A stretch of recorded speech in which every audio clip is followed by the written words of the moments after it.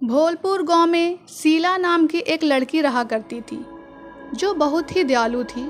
वो सबकी मदद किया करती थी। एक बार उसके घर पर एक बूढ़ा गांव वाला आता है और उससे कहता है, शीला बेटी मेरी मदद करो। शीला कहती है, बोलिए चचा, मैं आपकी क्या मदद कर सकती हूँ। वो बूढ़ा आदमी कहता है, मेरी बेटी की शादी है पर मेरे पास पैसे नहीं हैं। शीला कहती है, अरे चचा, आप टेंशन क्यों लेते हो, मैं देती हूँ ना पैसे, और जब आपके पास हो जाएं तो मुझे वापस कर देना। देने की कोई जल्दी नहीं है, आप आराम से अपना काम करो। बूढ़ा इंसान खुश होकर वहाँ से चला जाता है।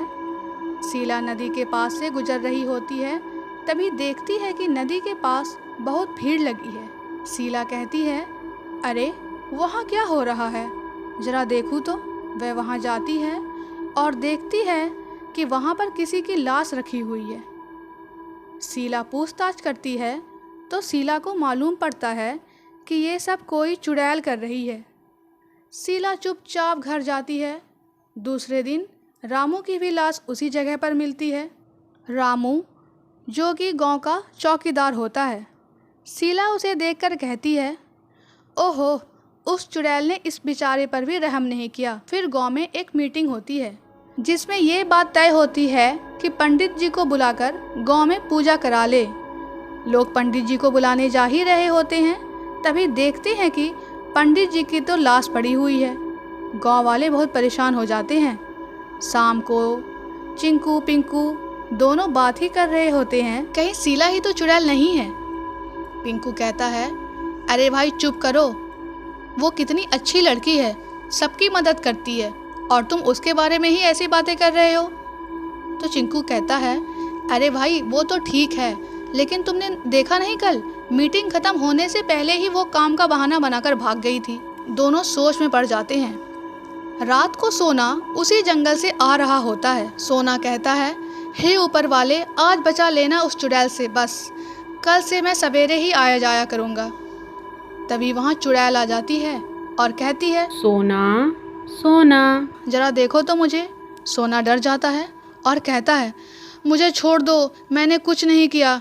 चुड़ैल कहती है, अरे सोना, आज तो दिन में भी मैं कुछ नहीं खाई, और तुझे छोड़ दूँ तो क्या खाऊंगी, तू ही बता। सोना कुछ सोचता है और कहता है, वो देखो पंडित जी आ रहे हैं।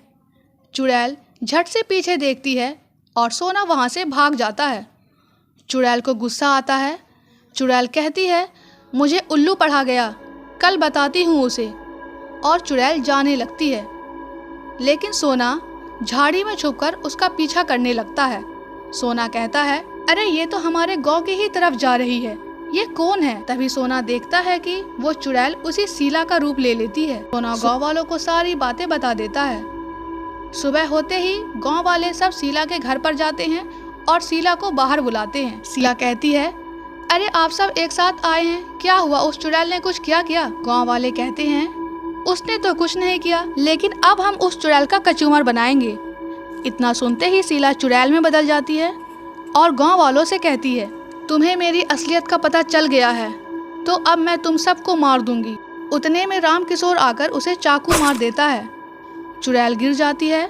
राम किशोर कहता है, ये मैं पूजा घर से लाया हूँ, कुछ देर तक ये चुड़ैल उठ नहीं पाएगी, हमें इसे और इसके गंदे विचार को जलाना होगा। गांव वाले उस चुड़ैल को वहीं पर जला देते हैं और चुड़ैल का अंत हो जाता है।